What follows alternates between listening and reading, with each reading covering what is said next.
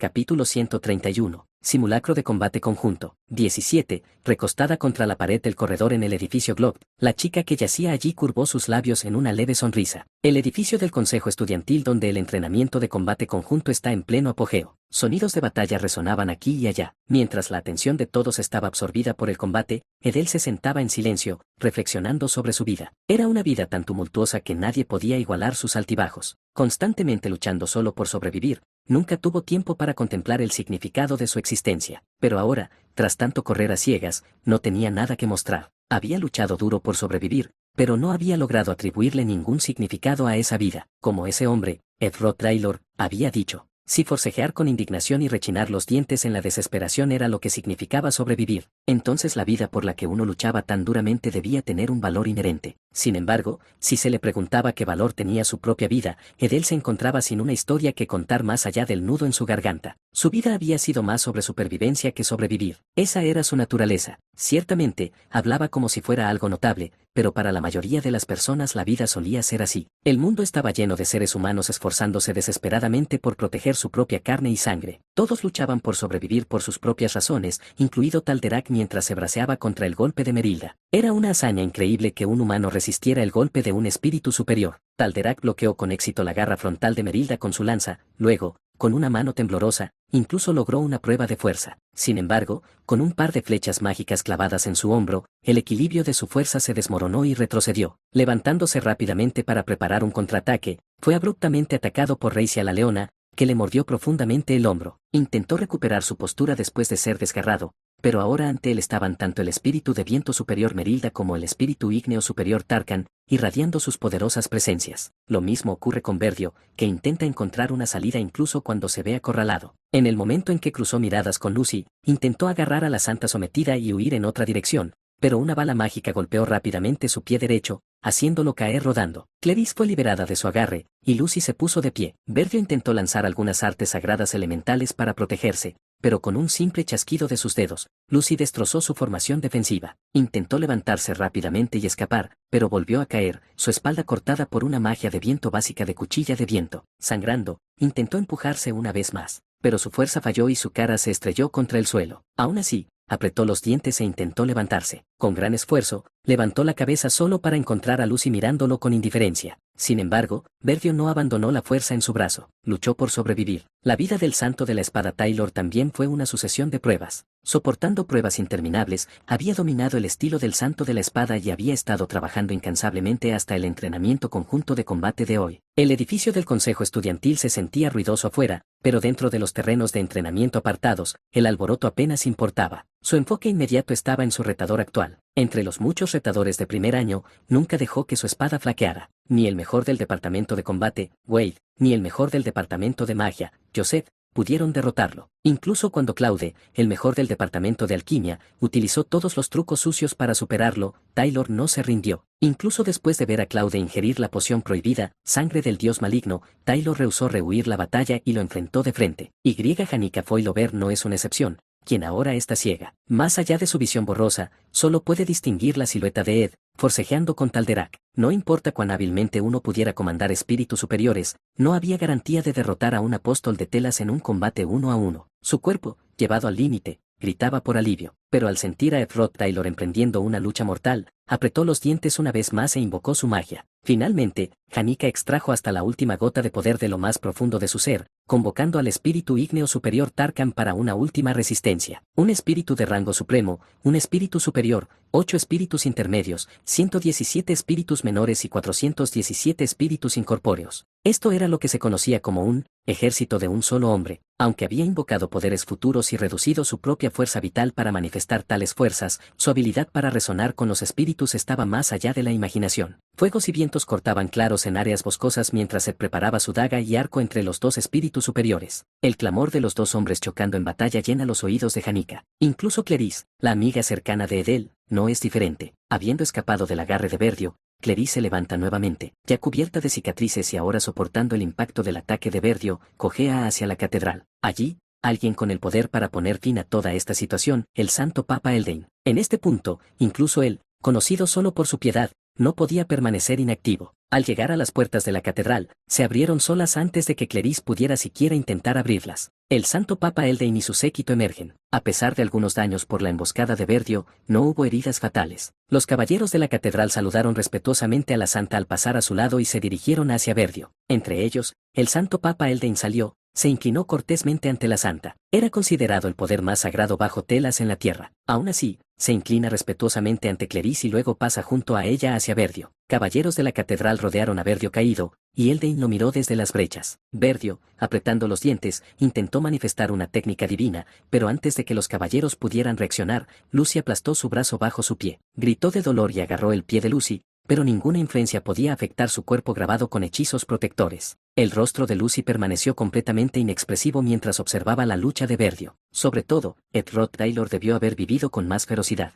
Ed Rottweiler tensa la cuerda del arco con su cuerpo ya cubierto de heridas. En medio de la magia de viento de Merilda y la magia de fuego de Tarkan, Talderak de algún modo resistía. Desviaba los ataques mágicos con su lanza, esquivaba las flechas de Ed y evitaba tanto la cola de Tarkan como las garras frontales de Merilda, dirigiendo la batalla. Sin embargo, enfrentar a los dos espíritus superiores y a Ed Rottweiler, envuelto en todo tipo de bendiciones, era un desafío. Por lo tanto, era necesario primero reducir la fuerza del oponente. Aunque Ed Rottweiler era razonablemente resistente en combate cercano, Janica Foilover, ya en un estado maltrecho, era diferente. Si ella fuera detenida, no solo la lagartija llameante ante él, sino también la ballena voladora que obstruía el apoyo de sus aliados podría ser neutralizada. El ataque de Talderak cambió instantáneamente hacia Janica Foilover, jadeante y febril. Su decisión fue audaz, cualquier vacilación en medio de la batalla precaria conduciría a su derrota. Talderak lo sabía bien. Su agarre ajustado apuntó su lanza hacia Ed Rottweiler. Ed se preparó para esquivar mientras la lanza era lanzada, pero la verdadera dirección de ese lanzamiento era hacia Janica Foilover. Ya excediendo la fuerza humana, la lanza de Talderak voló a una velocidad inconcebible hacia Janica. Sin embargo, Ed Rottweiler ni siquiera miró en su dirección. Esto era peculiar considerando cuán profundamente parecía apreciarla. Clan. Finalmente, Talderak se dio cuenta de que cada uno de sus movimientos estaba siendo anticipado. Un espíritu inferior llamado Muk anidado bajo el chal de Janica estalló, materializando una explosión para desviar la lanza. Anticipando un asalto a Janica,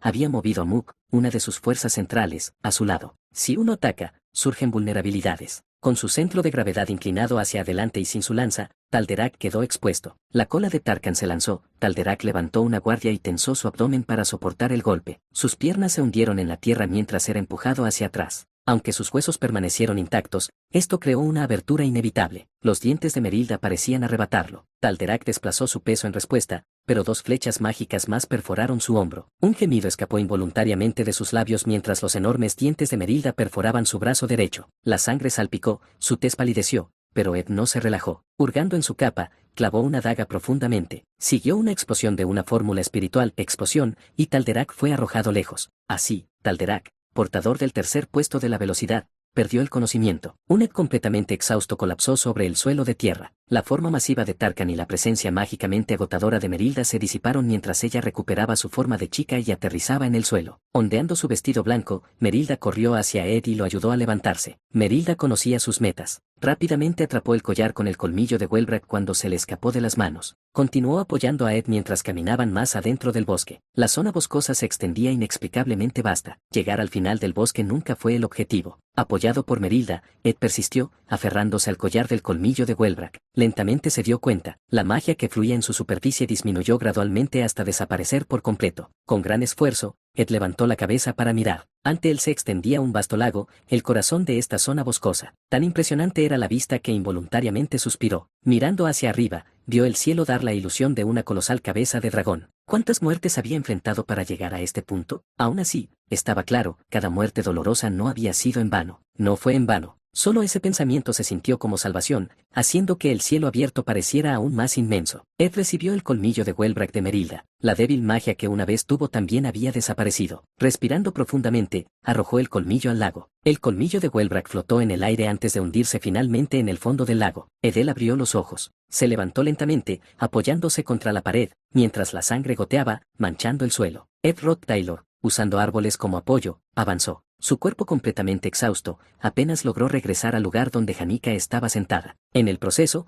se había quedado sin energía mágica, y la invocación de Merilda fue liberada. Todo lo que quedaba era su cuerpo maltratado. Ed colapsó frente a Janica, ambos en estados físicos lamentables. Con un tono ligero, Ed habló: todo ha terminado ahora. A medida que el entrenamiento conjunto de combate se acercaba a su fin, el dragón gigante Wellbrack, después de todo, no apareció. Regresemos, Janica. Reuniendo toda la magia que pudo reunir, invocó a Alesia y montó en su lomo hacia los alrededores de la isla Akin. Para cuando cruzaron el puente Mex, no quedaba suficiente magia para sostener a Alesia, y tuvo a cargar a Janica sobre su espalda. Cuando los dos estudiantes gravemente heridos cruzaron el puente, el personal de la academia se sorprendió al vernos, pero nos protegieron y nos ayudaron a llegar a las instalaciones médicas en el edificio del Consejo Estudiantil. La academia estaba en paz, al menos más que antes. La repentina aparición del espíritu de alto rango sobre la academia, los apóstoles de telas que lucharon contra él, el terror causado por las artes sagradas cerca de la catedral de la academia y la expulsión del arzobispo Verdio. En el edificio Glock, un estudiante de primer año que bebió la sangre de un dios maligno causó un alboroto. Con todo el caos,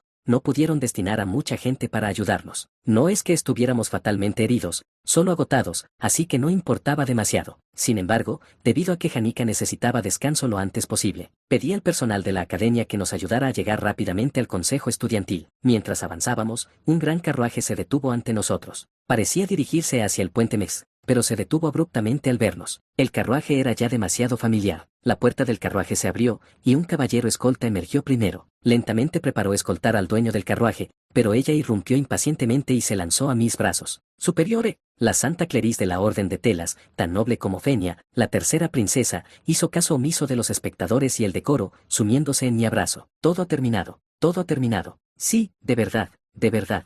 Estaba a punto de decirle que tuviera en cuenta a los espectadores cuando desistí. Tras una prueba tan infernal, debió ser difícil para Cleris contener sus emociones. De verdad, todo ha terminado. Verdio ha sido oficialmente expulsado, y el Santo Papa enviará una disculpa oficial por las alteraciones causadas dentro de la academia. El dragón gigante tampoco apareció. Así es, lo logramos. Nosotros, de verdad, lo logramos. Sin el superior Ed, si tú no hubieras estado, yo, Edel. Sus lágrimas brotaron, y de repente, Cleris levantó la cabeza. Edel, la situación era urgente. Para aprovechar al máximo esta última oportunidad, cada minuto y segundo eran preciosos. Ahora, tenía que recordar ese nombre. ¿Dónde está? Edel, una vida pasada corriendo. Se habló de libertad, pero la supervivencia era el verdadero deseo. Sin embargo, porque finalmente regresar al círculo mágico Secreticiel para enfrentar la muerte, fue mera lástima por Cleris, que tendría que enfrentar un destino condenado en su lugar. Lástima, compasión, culpa. ¿Acaso estos sentimientos obligaron a Edel a arrojar su vida sin elección? Aunque en parte cierto,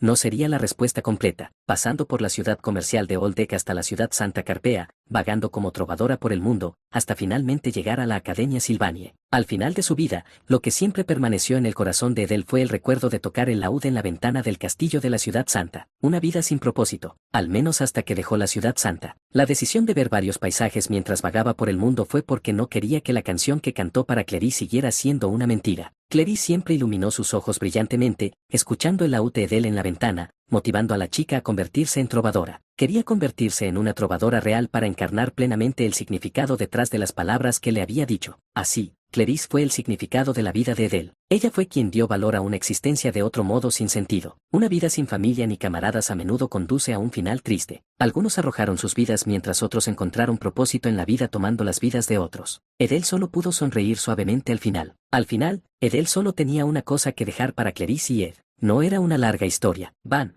Ed y Cleris irrumpieron a través de las puertas del edificio Glock. Entre los numerosos corredores que conducían al área de práctica, se apresuraron hacia el más profundo y oscuro, doblando la esquina, y allí estaba ella a plena vista. Su expresión estaba tranquila, como siempre, parecía contenta. El charco de sangre que se expandía lentamente la acunaba como una cuna. La imagen de la chica frotándose los ojos en el banco vino sin esfuerzo a la mente. Tengo miedo, no quiero morir. Pero el rostro apoyado en la pared parecía demasiado pacífico. ¿Cómo podía ser? Muchos se preguntan qué temía tanto, y la respuesta no era muy difícil de encontrar. Lo que Edel realmente temía era una muerte sin sentido. Pensar en Cleris dejada sola bajo los fríos muros de la ciudad santa, incluso su muerte parecía sin sentido. Ser manipulada por la orden o convertirse en una santa caída, volviendo al mundo en su contra. Un futuro para Cleris que no era más que desgarrador. Sin embargo, era una preocupación innecesaria. Solo después de que Edel confirmó que Ed estaba a su lado pudo finalmente liberarse de ese miedo. sintiendo como si fuera la redención misma, sonrió por fin. Aunque su vida fue fugaz como el viento, su vida y muerte tuvieron propósito. Abrazada en los brazos de Ed,